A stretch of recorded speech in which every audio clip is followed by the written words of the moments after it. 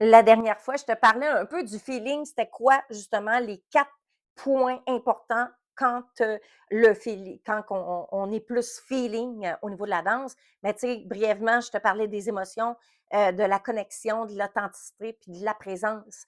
Maintenant, si une personne est plus technique, ben il y a encore 4 points également. Dans ces 4 points-là, ben c'est la stabilité, l'équilibre, le contrôle puis la sécurité pour soi-même, mais aussi pour le partenaire avec qui on danse.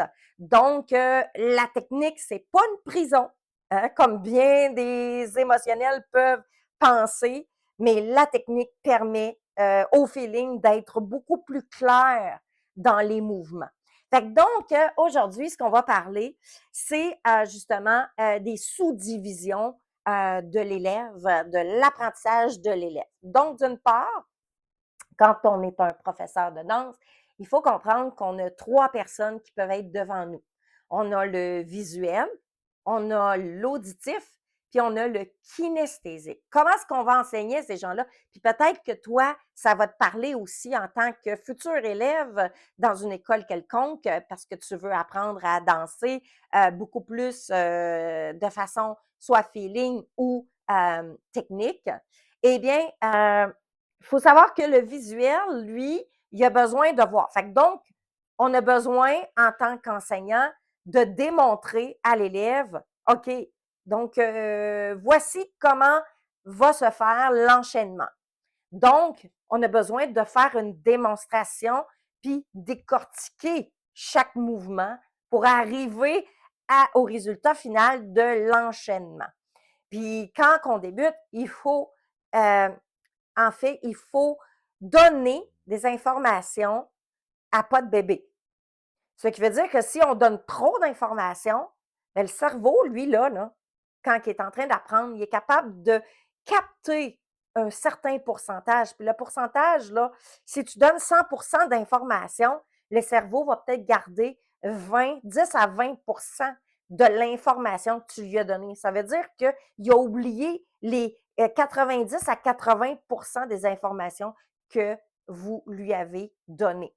Donc, c'est pourquoi que il faut absolument garder ce cours, décortiquer l'information pour le visuel et lui montrer. Donc, faire de la démonstration tout en expliquant. Fait que donc, le visuel va être en mesure d'apprendre en voyant. Donc, c'est comme ça que son cerveau fonctionne. Et d'une part, moi, je suis visuelle. Donc, j'ai besoin de voir pour vraiment capter l'information.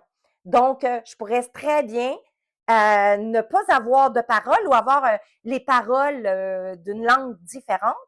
Je pourrais apprendre malgré le fait que je comprends, que j'entends pas ou que je comprends pas les paroles, mais je peux très bien apprendre parce que je le regarde, je vois comment il fait et de cette façon-ci, mon cerveau, il est capable de capter l'information qu'on est en train de lui faire voir. Alors, ça, c'est le visuel qui comprend de cette façon-ci.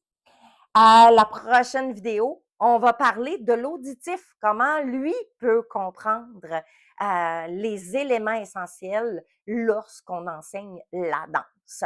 Alors, toutefois, je t'invite à t'abonner à notre chaîne YouTube. Clique sur la cloche qui est ici ou là, et puis clique dessus, puis il va marquer tout pour recevoir toutes les notifications à chaque fois qu'on te donne du contenu sur notre chaîne. Sur ce, je te dis à la prochaine.